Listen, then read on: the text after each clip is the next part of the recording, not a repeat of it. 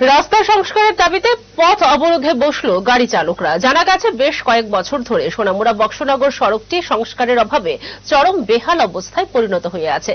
গাড়ি চালকরা এই বেহাল রাস্তা দিয়ে চলাচল করতে চরম সমস্যায় সম্মুখীন হচ্ছে, অথচ সংশ্লিষ্ট দপ্তরের কোনো হেলদোল নেই রাস্তা সংস্কারের ক্ষেত্রে।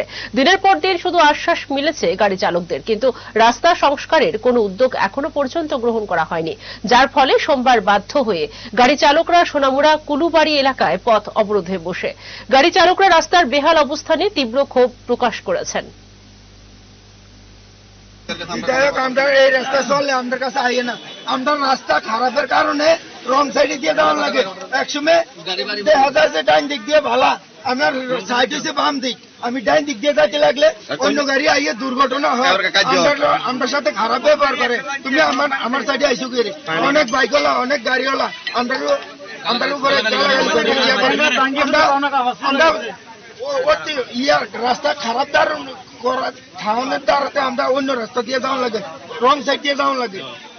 আমরা এই কারণে আমরা বলছি আমাদের রাস্তা মোটামুটি একটু ঠিক করে দিলে আমরা চলতে পারি। আমরা আজকে 15 দিন আমরা ঠিক মতন গাড়ি চালাতে পারি না, আমরা পেটের ভাত নাই, বন্যার কারণে গাড়ি ঘোড়া চলন যায় না কোনো দিকে।